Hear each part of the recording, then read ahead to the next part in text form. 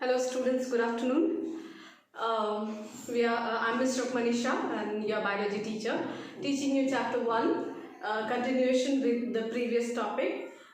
In our previous class, we are learning chapter 1, the living world, where we have completed the understanding of the criteria of living beings. Okay, what are the criteria of living beings that we have completed previously? What are the definite criteria of living being? Like living beings criteria comes under the criteria of living beings. The growth, reproduction, and metabolism and consciousness, it all comes under the criteria of living organism. Okay, so but under all these four categories, out of these four, two of them are the definite criteria where there is no exceptional condition of being the characteristic or under the criteria of living being, that is consciousness and metabolism. Okay, whereas there are some exceptional conditions in reproduction and exceptional conditions in growth. There are some organisms which don't reproduce but they are living. Okay, that is why they are not definite criteria of living organism, that we have learned. And also we have learned biodiversity, where biodiversity refers to the diverse and the varieties of living organisms which are found in different habitat with different nature. Okay, and there are around 1.7 to 1.8 millions of different species of organisms, which to study that we need to do the classification of those organisms, and otherwise it will lead to the confusion of studying the organism. So that is the need of the classification. And while classifying organism, we name the organism, and biologically naming the organism or scientifically naming the organism is known as scientific nomenclature. And since the scientific name has two words, the first word is the genus and the second word is species. So since it has two words in the scientific name, of course third word represents represent to the name of the biologist who discovers that particular organism. Okay, so it is known as binomial nomenclature because it has two words. So that is what we have learned in our previous class, what is living and biodiversity and binomial nomenclature. So today's class we will learn classification. As we have discussed earlier, what is the importance of classification, significance of classification. As we have discussed that learning so many organisms, about so many species, around 1.7 to 1.8 million species, there can arise a confusion in naming an organism and understanding an organism, because in different country organisms are named in different are called with different names, even in locality and in the country itself. In different states the organisms are named with different they are called with different names. So that's why, to rectify, to avoid those confusion of different names, we have scientifically we have named those organisms scientifically, and that names are known as scientific name. And those names are, how do we name those organisms and how do we give them a scientific name? On the basis of identification. Okay, first we identify the organism and then we name them. Okay, so on what basis we do the identification? To do classification. Okay, we are talking about classification. To categorize any organism, we need to first identify the organism. And on what basis we identify? We identify on the basis of the observable characters.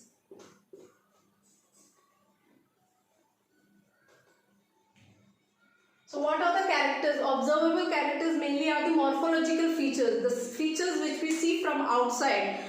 How is the color of the organism, and the shape of the organism, and the mode of the nutrition, and the habitat where they live. All these are observable character, whether it comes to nutrition, reproduction, and the habitat, all this character can be observed. Okay, so these observable characters under which we identify some particular organism and then we name them. Okay, biologically we name them. So that is how we name the scientific name of an organism. Now classification, this kind of classification is very important to avoid any kind of confusion. Now grouping. What is the need of the classification? So that we can easily study all this organism, to easily study all this different organism. That is why the need of classification is. And all these organisms are grouped in categories based on the observable character. So to study this different organism, all these different organisms are grouped. All these different organisms are grouped in different categories.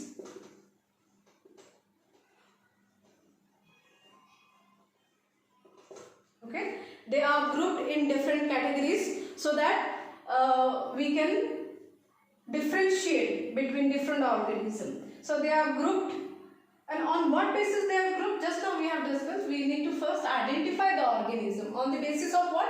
Observable character. Okay, first we identify this group of organism lives in water. Okay, let us make a different group for this organism. Okay, this group of organism lives in land, so they are terrestrial organism. This group of organism lives in water, so they are aquatic organisms. So we have grouped them.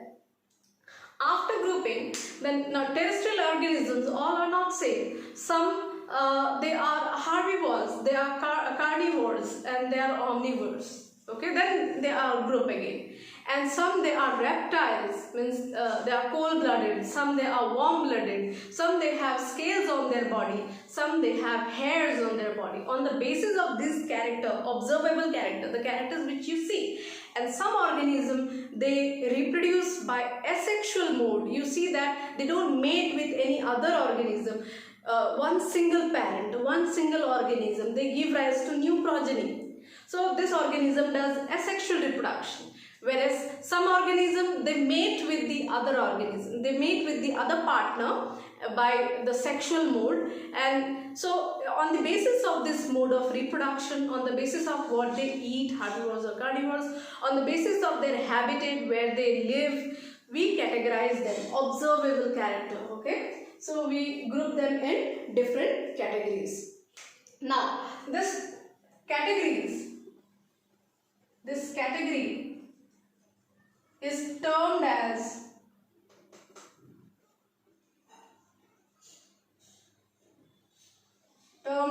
taxa, T-A-X-A. Now you don't say category. So category is a very common word which we see. Biologically, if you are supposed to term category, you have to use the term taxa. Okay. So coming to the example, suppose plants. You are taking a group of organisms which are plants. What are the observable character you see in plants? Plants, they are stationary and they produce their own food. They are autotrophic. And what are the observable characters? They have a hard trunk and green colored leaves. That are the common features we see among the plants. So plant is one group of organism. It's a one category of organism. And then we have another example, animals. So this is another category. Okay. What is the observable character of animals? Animals are generally heterotrophic and they move from one place to another. Okay. They don't synthesize their own food. They are dependent on others. These are some observable character which you see. Okay. So in plants you see some observable common characters. There are different types of plants, but these are the common features of plants. Okay, there are different types of animals, but these are some common features of animals. Okay, so we have categorized plant into different, okay, this trees, herbs, shrubs, all this organism we have categorized under plant, okay, and all this insect, birds, reptiles and mammals we have categorized them under animal. So this is one category, this is one category. So what are plants and animals? They are taxa, okay, they are taxa, they are categories. Plant is one category, plant is a taxa. Animal is one category, so animal is a taxa, okay. So under again, see, under animals again you find different types of, let me take an example, not plants, animals. So under animals you will see that under this taxa we see that some animals are mammals such as dogs, some are reptiles such as snakes, right? So they represent taxa at different levels. Now this taxa will have different level for them, okay, they will be represented differently. So that we will be learning in our upcoming topic. So likewise in plants, like how plant is one category, so plant is a taxa. So under plant we will have different levels. Under plant we have different levels such as trees, then shrubs, herbs. So they are labeled, they are categorized under different taxa. Different levels they will be categorized. So that means taxa will again have different level of categorization. Okay, taxa will again have different level of categorization. So under taxa we will have again another categories. So the first category, the first level which we describe is as taxa. All right.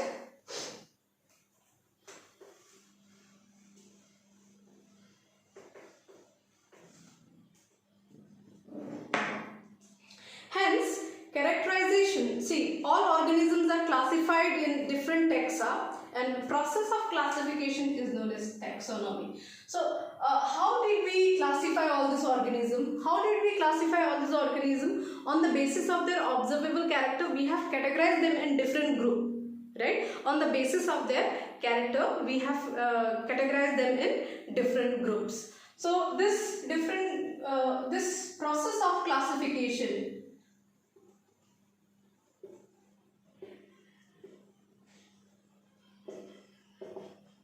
this process of classification is known as taxonomy.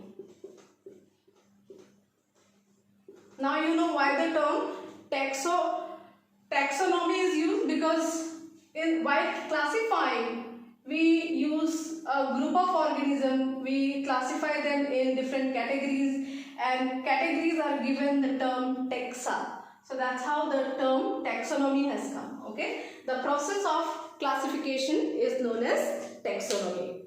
Hence, characterization, identification, classification, nomenclature are process of basic to taxonomy. So when the process of taxonomy includes identification, and we know identification depends on characterization. Then classification. Classifying means grouping them, okay? And after grouping them, we give them a name, nomenclature. Like how we have, after grouping this all trees, shrubs, herbs in one group. So tree, shrub, herbs, we have grouped them under one taxa, that is plant. So you named it as a plant, right? So we named it. So these are the 4 features which are very important for taxonomy.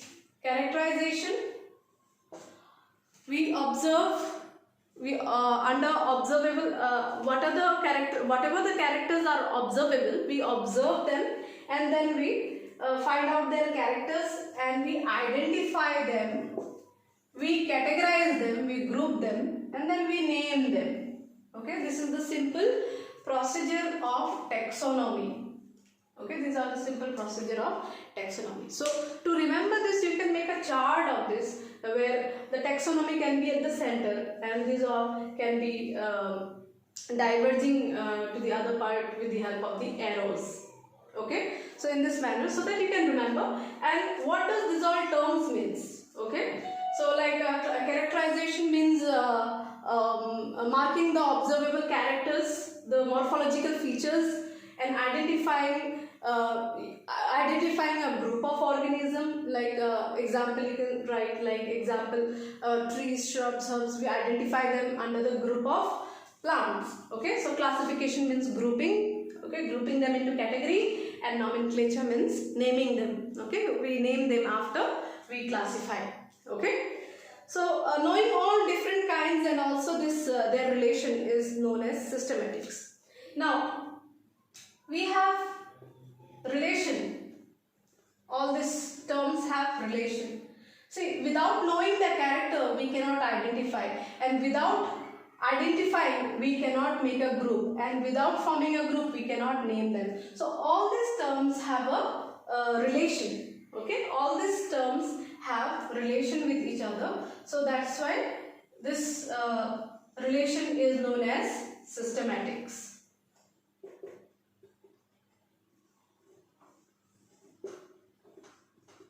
So this is how the flow chart can be made. Okay, taxonomy here, and then the arrow moves out from the taxonomy to all these 4 terms, and then all these 4 terms have a relation where you can relate with the help of this joining arrows, and then these joining arrows can end into the systematic. Systematic means relation between all these 4 terms. Alright, so this is what classification is. So next we will see the 3 domains of life.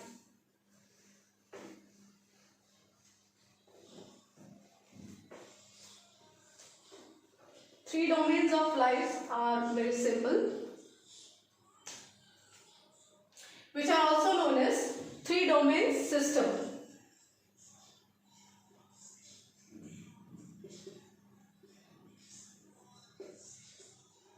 Also known as 3 domains system.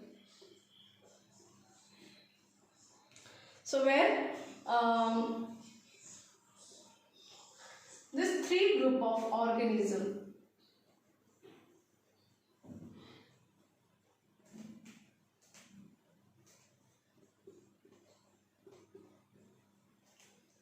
archaea,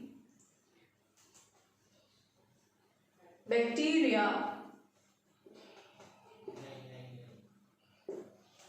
and eukarya. Okay, these are 3 domains of life.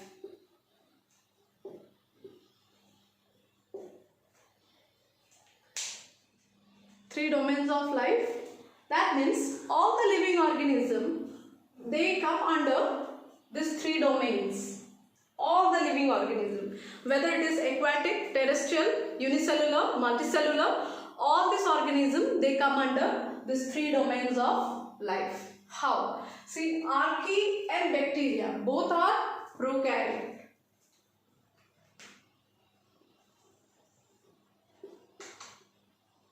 It represents prokaryotic organisms. Whereas eukarya, it represents eukaryotic organisms.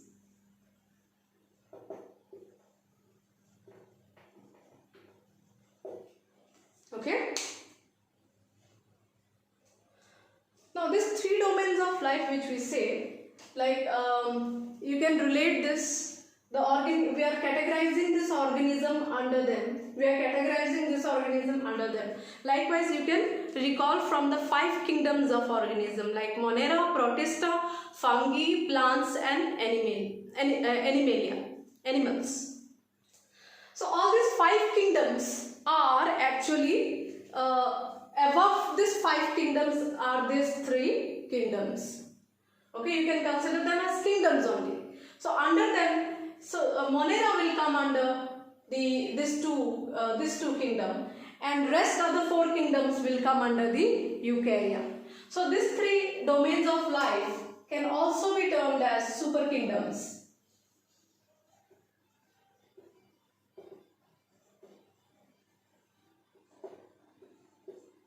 These 3 are actually super kingdom. Then under this comes the Monera, Protista, fungi, animalia and plantae. Okay. So archaea and bacteria, they are prokaryotic organisms. Now why we have differentiated archaea and bacteria? Because archaea both are prokaryotic organism. Okay, both these 2 kingdoms, they comprise prokaryotic organism, but there are some difference between them. Okay, so archaea does not follow the biochemical reaction.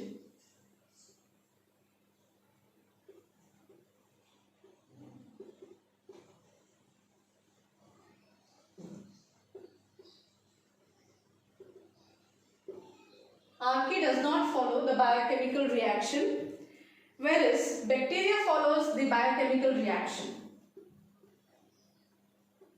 What are the biochemical reactions? Can you recall?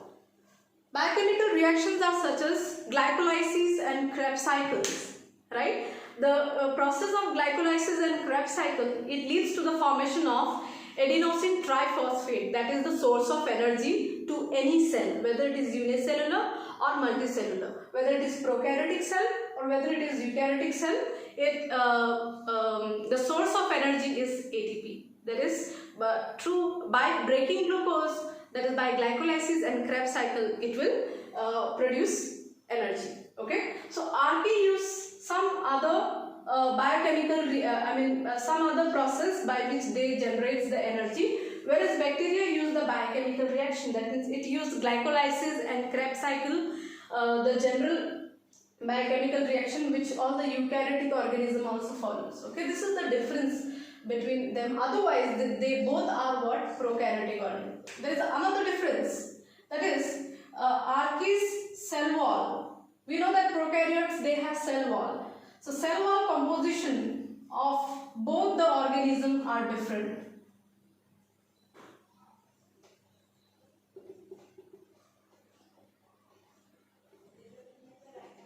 That means the cell wall are made up of different component. Okay, in archaea it is made up of different component, in bacteria it is made up of different components. So that's why they are categorized into 2 super kingdom. Otherwise both of them are prokaryotes, so they could have been in one, but their process of doing biochemical reaction is different, and their process of doing biochemical reaction is different, and their cell wall composition is different, and bacteria cell wall composition is different. Okay, so that's why they are categorized into 2 separate super kingdoms. Whereas eukarya, we know they are eukaryotic organism. They don't have cell wall, and the general difference between the prokaryote and eukaryote which we have studied. Okay, so this is what the 3 domains of life is. I hope you are clear with this, the 3 domains of life. Under this only the kingdom comes, the rest of the kingdoms will come. If you can recall what I have told you, that archaea and bacteria, under this super kingdom comes the kingdom Monera.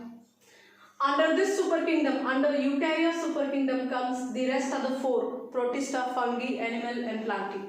Okay?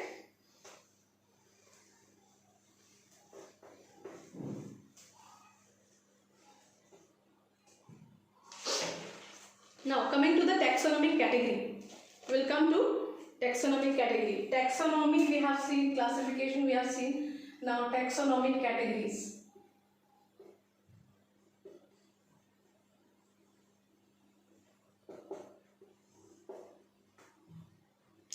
Classification represents hierarchy of steps. Okay, as we have seen, when we classify the organism, we first identify, then we name them, and under the basis of observable characters, that is categorization, we do categorization, we identify them, and then we name them. So this all steps, okay, these all steps leads to the taxonomy. Okay, that is what we have seen previously. These all steps leads to the taxonomy. So there are hierarchy of steps in classification. While we are classifying,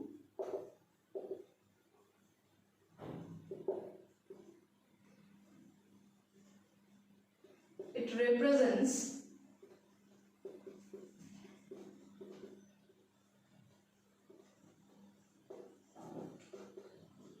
hierarchy of steps. Okay, and each steps, the steps which we see, hierarchy means what? Like hierarchy, you can, a very simple example of hierarchy if you can take is in your school. So your school's hierarchy starts from the primary section or preschool section, then comes the primary section, then the middle section, then the secondary section, then the senior secondary section. Okay, so it is a hierarchy of your studying. You cannot simply come from preschool to the middle school. So you have to follow the hierarchy. Right? So that is what the hierarchy is. A very simple example which I can give. So here also, when we categorize an organism, how do we classify them? How do we characterize them? On the basis of the different steps. Okay, and each steps are known as categories. Each steps are categories.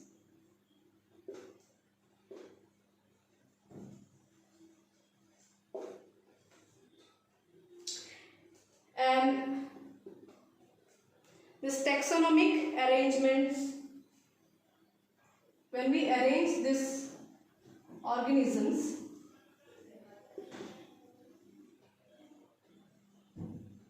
taxonomic arrangements are called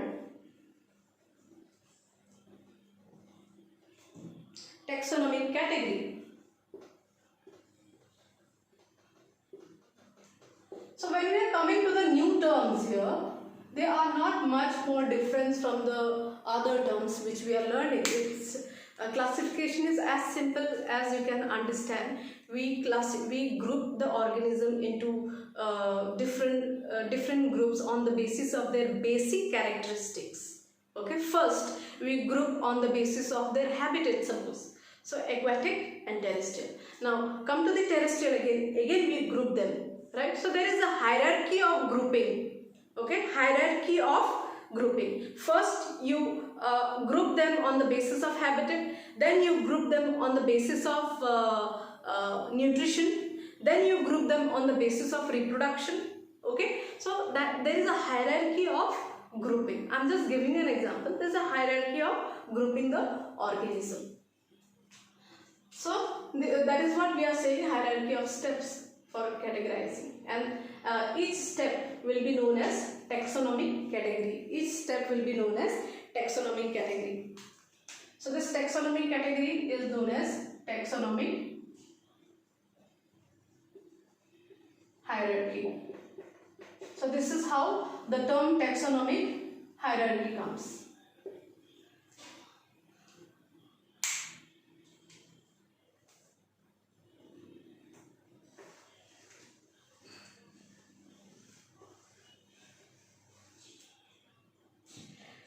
So each category is known as taxonomic category, and many taxonomic categories together stepwise they are known as taxonomic hierarchy. Now each category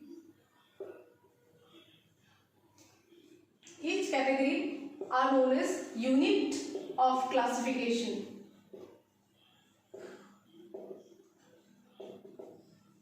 Or they are termed as rank, or they are termed as taxon. Then again you are coming again to a new term, taxon. Okay, so each category is termed as taxon. For example, a category, a taxa you have taken, a plant taxa you have taken. So under plant, the other group, example I am giving, okay, under plant we are studying, suppose angiosperm. So angiosperm is a taxon, okay, another group, another rank, okay.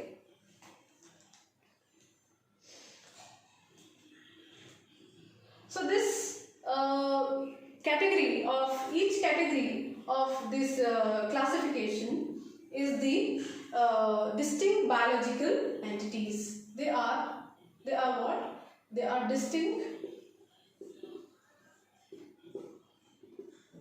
biological categories. So we are taking an example.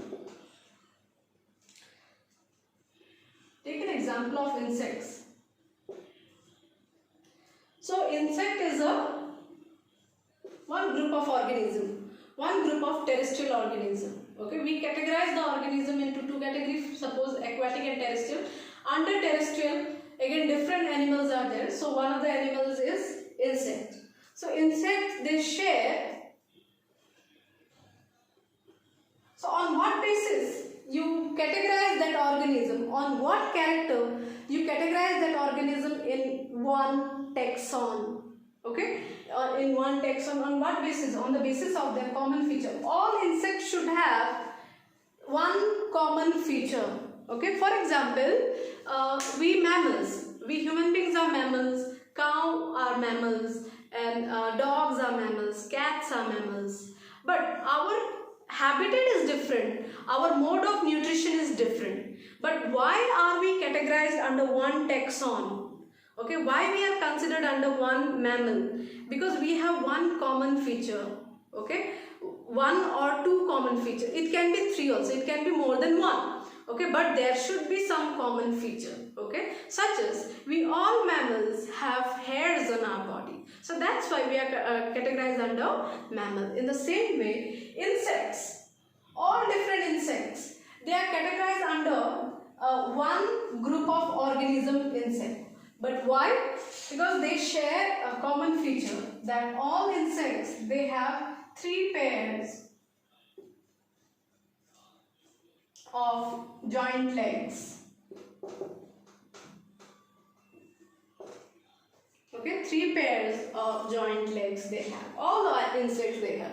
But you can see that various insects, their habitats are different and their mode of nutrition is different. Different insects feeds on different food and their mode of reproduction is also different. Okay, so some common features are there. Under considering that common feature, we categorize all different organisms under one taxon. Okay, so this is one rank. Now, categories of all organisms, will come to this rank. There are several ranks, several categories, we will see that. Under this taxonomic hierarchy,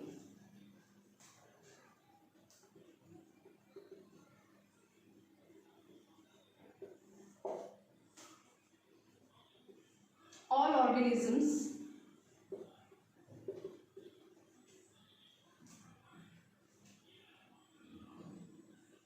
are categorized. All organisms are categorized under these ranks. Okay, what are those ranks? First is kingdom. First we have to understand that this animal comes under which kingdom. Then we have to understand that whether this animal comes under which phylum or division. Then they come under class, which class, then they come under which order, then they come under which family, and genus and species. So this is taxonomic hierarchy. On the basis of some characters, they are put under this taxa, this category. On the basis of different character, they are put under this category, this taxa. On the basis of some category they are put under this taxa. On the basis of some category we are putting this under this taxa. So these all are taxa, the categories. Okay, different categories. And this arrangement of this taxa, this arrangement of taxa is known as taxonomic hierarchy. First, we always look at whether this organism come under Monera kingdom, Protista kingdom, or animal kingdom or plant kingdom. We observe that. Okay, so this is taxonomic hierarchy.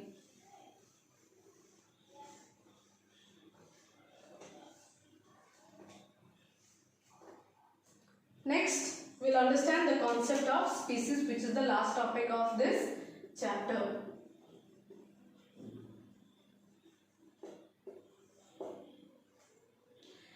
So, group of organisms with fundamental similarities. Group of organisms with fundamental similarities. That is basic similarities are known as species. Okay, and differentiating two related species with distinct morphological differences. We should also be able to differentiate between the related species. Okay, like cats, the pet cats, which you domesticated cats, then there are wild cats, then there are cats like lion, tiger, leopard, jaguar. These all are cats, but they are related species. So are you able to differentiate them? Yes, their habitat is different, their mode of nutrition is different, and their behavior is different, their morphological feature is different. Some have long legs, some have spots on their body, some have stripes on their body. Okay, some they have big ears, small ears, claws are small, claws are big. Okay, on the basis of different morphological feature, we differentiate them. So they will be a related species. So when you study species, what does species means? A species means the organisms which falls under a group of organisms which comes under the fundamental similarity. Okay, and they can interbreed among their own population. A group of species which can interbreed among their own population. For example, in cat family, when we see that lion and tiger and leopard and cheetah, they all come under cat family. But naturally, cheetah will never mate with leopard, or leopard will never mate with lion. Okay, because they can differentiate difference with, though they are related species, but they interbreed. Interbreed means mating to reproduce the young. They can interbreed. They interbreed with their own species. So all the leopard comes under the population of leopards. They are one species. The population of lions, they are species. So they interbreed among themselves. So leopards will interbreed among themselves. So they are one species. Okay, wild cats will interbreed among themselves. So they are one species. Okay, so species means they should have fundamental similarity. They can interbreed with each other. Okay, among their population.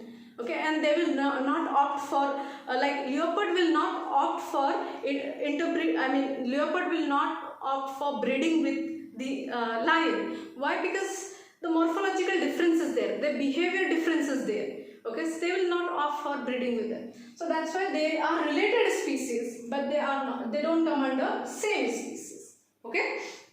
For example, like Panthera tigris and Panthera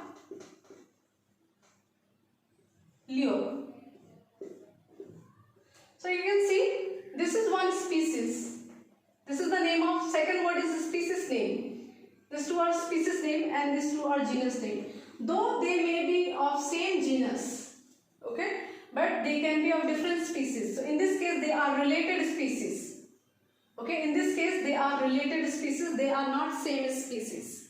Okay, so Leo, Panthera Leo will mate with Panthera Leo only. Panthera Leo will not mate with Panthera tigris. and because their morphological features are different, so different features, different fundamental fundamental features, with different fundamental features, they will not offer mating, or they will not offer to be in the same population. Okay, so in the same manner, we have a plant example like Solanum tuberosum and Solanum nigrum. Okay, Solanum tuberosum is a plant, a scientific name of potato, and there is another Solanum nigrum is also a related species of potato. Okay, their nutrient value will be different, and their growth process will be different, their cultivating process also will be different. Okay, and their plants also appears to be different, and the potato, the nigrum is different in shape and color, and potato tuberosum is also different in shape and color. Nutrient value is also different. Okay, so in that way, any organism which can interbreed with each other and have fundamental similarities, they are called species. They can interbreed with each other in the same population, but they also have related species. Okay, some similarity is there, but differences are also there in the related species. Okay, so here we come to the conclusion of this chapter. So please go through this previous video and this video for chapter 1, and if you have any doubt, please let me know, and I will be sharing with you the PDF file of the notes and some practice question paper from this chapter. Okay, thank you so much and have a good day ahead.